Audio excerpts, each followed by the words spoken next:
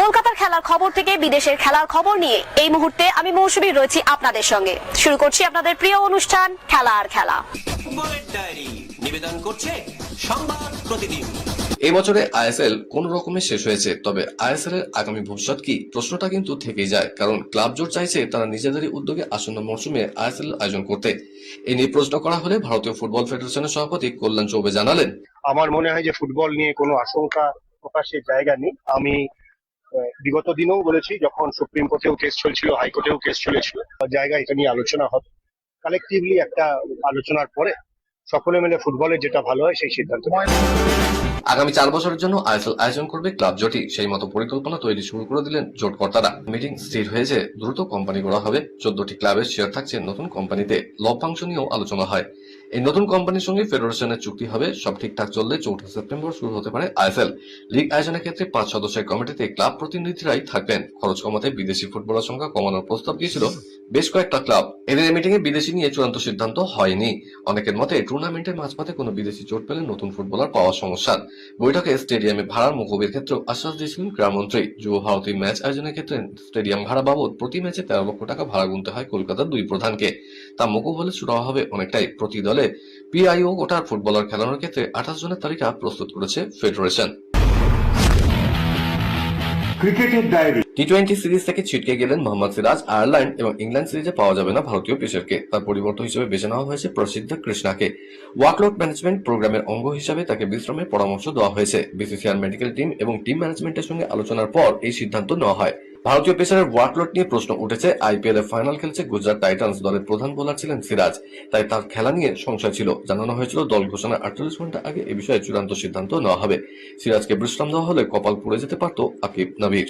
এদিকে অলরাউন্ডার হার্দিক পান্ডিয়া সম্পূর্ণ ফিট। আফগানিস্তানের বিরুদ্ধে একদিনের সিরিজে খেলবেন তিনি। আইপিএল এ দুরন্ত ব্যাটিং এর ফলস্বরূপ ইতিমধ্যে ভারতীয় টি-20 দলে জায়গা করে নিয়েছে বৈভব সূর্যবংশী। তবে শুধু সাদা বল নয়, লাল বলের ক্রিকেটেও নিজেকে প্রমাণ করতে প্রস্তুত বলে জানিয়েছে বিহারের এই তরুণ ব্যাটসম্যান।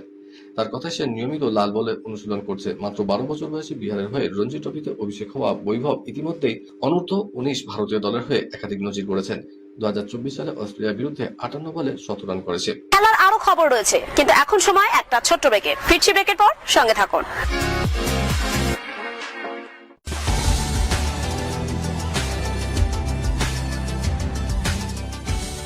কেআরকে নিউজ মিডিয়া প্রযোজিত সাপ্তাহিক বিনোদনমূলক অনুষ্ঠান বিনোদন.com দেখুন প্রতি শনিবার ঠিক রাত 10:25 আপনাদের প্রিয় চ্যানেল ভিশনে।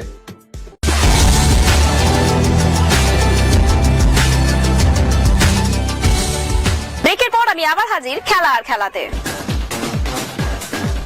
বিদেশের ডায়েরি।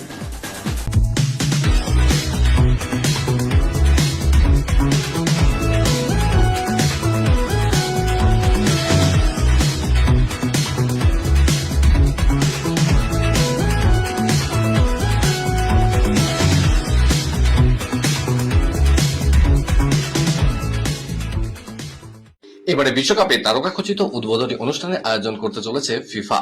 আগামী 11 জুন মেক্সিকো সিটির ঐতিহাসিক স্টাডিও অ্যাজটেকা স্টেডিয়ামে উদ্বোধনী অনুষ্ঠানে বিশ্বখ্যাত পপ তারকা শাকিরা, নাইজেরীয় শিল্পী বার্না বয় একসঙ্গে বিশ্বকাপের অফিসিয়াল গান দায় দায় পরিবেশন করবে। মেক্সিকো ও দক্ষিণ আফ্রিকার উদ্বোধনী ম্যাচের আগে এই বর্ণাঢ্য অনুষ্ঠান আয়োজন করা হয়েছে। তবে শুধু শাকিরা বা বার্না বয় নন, বিশ্বকাপের উদ্বোধনী অনুষ্ঠানে অংশ নেবেন একাধিক আন্তর্জাতিক খ্যাতনামা শিল্পীও। ফিফার পক্ষ থেকে যৌথ আয়োজক মেক্সিকো, কানাডা এবং আমেরিকায় পৃথক উদ্বোধনী অনুষ্ঠান রাখা হয়েছে। কানাডায় মাইকেল বুবলে ও অ্যালানিস মরিসেট এবং লস অ্যাঞ্জেলেসে কেটি পেরি ও ফিউচার পারফর্ম করবেন। পাশাপাশি প্রথমবারের জন্য এবারে বিশ্বকাপ ফাইনালে সুপার বোলের আদলে বিশেষ হাফ টাইম শো আয়োজনের পরিকল্পনা রয়েছে ফিফার। আগামীকাল থেকে শুরু হচ্ছে ফুটবল বিশ্বকাপ। 48 দেশ ও তাদের সমর্থকরা পৌঁছে গিয়েছেন আমেরিকা, মেক্সিকো ও কানাডায়, কিন্তু এখনো বিতর্ক থামার নাম নেই। ইরান ফুটবল সংস্থার অভিযোগ, তাদের সমর্থকদের জন্য বরাদ্দ টিকিট বাতিল করে দিয়েছে ফিফা। বিশ্বকাপে যে কোনো ম্যাচে মুখোমুখি দুই দেশের সমর্থকদের জন্য নির্দিষ্ট সংখ্যার টিকিট বরাদ্দ করা থাকে। ইরান ফুটবল সংস্থা তারা বলেছে, ইরানের প্রচুর সমর্থক ইতিমধ্যে খেলা দেখতে পৌঁছে গিয়েছেন, কিন্তু তাদের জন্য বরাদ্দ টিকিট বাতিল করেছে ফিফা। এই পরিস্থিতিতে তারা কিভাবে খেলা দেখবেন, স্টেডিয়ামেই বা ঢুকবেন কি করে? ইরানের অভিযোগ, আমেরিকার চাপে এই কাজ করেছে ফিফা। এতে বিশ্বকাপ কালিমা লিপ্ত হচ্ছে বলেই অভিযোগ তাদের। প্রতিটা মরশুম, প্রতিটা টুর্নামেন্ট প্রত্যেক দলের কাছে থাকে চ্যালেঞ্জের, কারণ একটাই, চ্যাম্পিয়ন হওয়া। এই দলগুলোর মধ্যে সবচেয়ে বেশি সমস্যা থাকে তারা হলো ডিফেন্ডিং চ্যাম্পিয়ন, অর্থাৎ গত মরশুমে যারা চ্যাম্পিয়ন হয়েছিল। পরপর দুবার চ্যাম্পিয়ন হওয়া কঠিন হলেও অসম্ভব নয়, অতীতের একাধিক দল সেটা করে দেখিয়েছে। এবার সুযোগ আর্জেন্টিনার সামনে। 2022 সালে বিশ্বকাপ জয়ের পর এবার তাদের কাছে বাড়তি চাপ ট্রফি ধরে রাখার। তবে এই চাপের পাশাপাশি তাদের অক্সিজেন দিচ্ছে এই বছরটা, কারণ এই বছরটা ট্রফি ধরে রাখার। এবার চ্যাম্পিয়ন হয়েছে পিএসজি। ইউরোপিয়ান চ্যাম্পিয়ন্স লিগে ক্যারিয়ারে প্রথমবার জিতেছিল 2025 সালে, আর এবার জিতে পরপর দুবার জিতলো। একটা সময় যেই ট্রফিটা জয় তাদের কাছে কঠিন ছিল, সেটা পরপর দুবার জিতে অনেকটাই সহজ করে তুলেছে। ফ্রান্সের তারকা ফুটবলার এমবাপে এবারে বিশ্বকাপ ফুটবল খেলতে নামার আগে নিজের ভবিষ্যৎ করেছেন। অনেকেই জিজ্ঞাসা করেছিলেন এবারে বিশ্বকাপে কোন ফুটবলার গোল্ডেন বুট জিতবেন। এই প্রশ্নের উত্তরে এমবাপে স্পষ্ট জানিয়ে দিলেন আর্জেন্টিনার লিওনেল মেসি, পর্তুগালের ক্রিস্টিয়ানো রোনাল্ডো ও ইংল্যান্ডের হ্যারি কেনের নামটা বাছলেন না। তিনি স্পষ্ট জানিয়ে দিয়েছেন এবারে গোল্ডেন বুটটা আমার জন্যই রাখা হয়েছে, তবে মেসির নাম নিলেও গোলের সংখ্যায় বেশি থাকবেন ক্রিস্টিয়ানো রোনাল্ডো। এদিকে ষষ্ঠবারের জন্য বিশ্বকাপ খেলতে নামবেন মেসি ও রোনাল্ডো, যা একটা ইতিহাস। এখনো পর্যন্ত মেসি বিশ্বকাপে 13টি গোল করেছেন আর 8টি গোল করেছেন রোনাল্ডো। বিশ্বকাপে সবচেয়ে বেশি গোল করার রেকর্ড রয়েছে মিরোস্লাভ ক্লোজে, তিনি 16টি গোল করে নজির করেছেন। তৃতীয় বিশ্বকাপে খেলতে নামছেন এমবাপে, তার নামের পাশে রয়েছে 12টি গোল। স্বস্তির বাতাস ব্রাজিল শিবিরে। বিশ্বকাপের প্রথম ম্যাচে নেইমারের খেলা নিয়ে ধোঁয়াশা অনেকটাই কাটলো। চোটের জায়গায় এমআরআই হয়েছে ব্রাজিলিয়ান তারকার। রিপোর্ট যথেষ্ট সন্তোষজনক। সবকিছু ঠিকঠাক থাকলে 2-1 দিনের মধ্যেই বল পায় অনুশীলন শুরু করবেন তিনি। ফলে মরক্কোর বিরুদ্ধে প্রয়োজনে কিছুটা সময় হলেও তাকে মাঠে দেখে নেওয়া যেতে পারে। যদিও coach Carlo Ancelotti Brazilian poster বয়কে নিয়ে তাড়াহুড়ো করতে নারাজ। প্রথম ম্যাচের আগে হাতে আর 4 দিন সময় রয়েছে। চিকিৎসকদের পক্ষ থেকে সবুজ সংকেত মিললেই নেইমারকে খেলানো নিয়ে চূড়ান্ত সিদ্ধান্ত নেবেন তিনি। বিশ্বকাপের আগে দুরন্ত ছন্দে ফ্রান্স। লিলের ডেকাথলন অ্যারোনায় শেষ প্রস্তুতি ম্যাচে উত্তর আয়ারল্যান্ডকে 3-1 গোলে হারিয়ে দিল দ্বিতীয় দেশের ছেলেরা। ম্যাচের নায়ক তরুণ মাইকেল ওলিস, যার অনবদ্য হ্যাট্রিক করে ম্যাচ জিতল ফরাসি ব্রিগেড। তবে ধারে ভারে অনেকটাই পিছিয়ে থাকলো এই ম্যাচ বেশ লড়াই করেছে উত্তর আয়ারল্যান্ড। ফেরালেও বিশেষ লাভ হয়নি। সংযুক্তির সময় আবারও পেনাল্টি থেকে গোল করে ডাচদের জয় নিশ্চিত করেন গাকপো। অন্য ম্যাচে পেরুকে 3-1 গোলে হারিয়েছে স্পেন। স্প্যানিশ জায়ান্টদের হয়ে এই ম্যাচে গোল করেছেন মিকেল ও পেড্রোই। এছাড়াও দে লা ফুয়েন্তের দলকে একটি আত্মঘাতী গোল উপহার দেয় পেরু। এসেছেন বিশ্বসেরা কোচ। এবার কি ভারতীয় মহিলা হকি দলের সবচেয়ে বড় দুর্বলতা কেটে যাবে? সর্বভারতীয় হকি সংস্থা হকি ইন্ডিয়া সভাপতি দিলীপ তির্কে তেমনই আশা করছেন। তার মতে রোগ সারানোর জন্য সবচেয়ে বড় ডাক্তার যখন আনা হয়েছে, তখন রোগ তো সারার উচিত।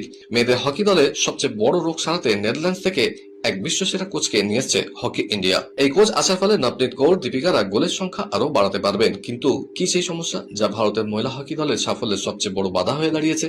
বিশেষজ্ঞরা বরাবরই বলেছেন ড্র্যাগ ফ্রেকিং এর দুর্বলতাই মেয়েদের টিম ইন্ডিয়াকে বারবার ভোগায় এবং এই দুর্বলতার জন্য গোল পায় না তারা।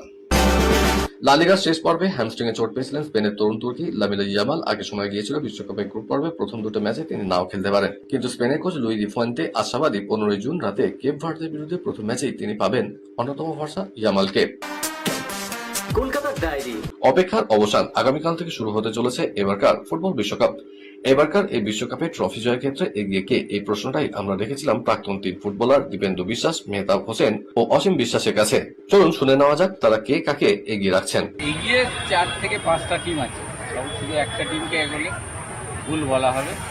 যেরকম আর্জেন্টিনা, পর্তুগাল, স্পেন, ফ্রান্স, এই 4টে টিম তো থাকবেই। কেন এদের মধ্যে যে কেউ চ্যাম্পিয়ন হতে পারে। এবং তারপরে ব্রাজিলের কথা বলবো, কেন তুমি সারা ওয়ার্ল্ডের সব লিগ দেখো, এই লিগের সেরা যে গোলদাতা যারা গোল করেছে, ভালো খেলেছে, তারা সবাই কিন্তু ব্রাজিলের খেলোয়াড়। ব্রাজিল একটা ডার্ক হর্স হবে এবারে। খুব ডিফিকাল্ট বলা, কিন্তু যেটা আমার ফেভারিট টিম আর্জেন্টিনা, আমি চাইবো আর্জেন্টিনা আবার একবার মেসি চ্যাম্পিয়ন হোক। কিন্তু এইবার প্রেডিক্ট করা খুব মুশকিল। ফ্রান্স, পর্তুগাল, ইংল্যান্ড, তোমার এই টিমগুলো কিন্তু হেভি ওয়েট টিম। ফ্রান্সে তুমি দেখবে ফার্স্ট টিম করতে মানে ঘাম ছুটে যাচ্ছে কোচে। খুব ডিফিকাল্ট বলা।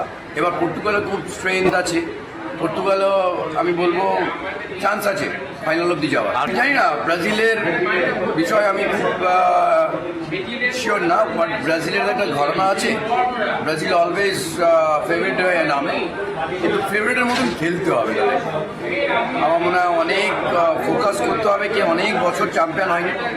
ব্রাজিলকে সারা পৃথিবী চায় কি তারা ভালো রেজাল্ট করুক, কেন ব্রাজিল যত এগোবে ওয়ার্ল্ড কাপের তত তোমার ইন্টারেস্ট বাড়বে। তো আমার ব্রাজিল থাকা উচিত এবং অ্যাটলিস্ট সেমিফাইনাল ফাইনাল যাওয়া উচিত।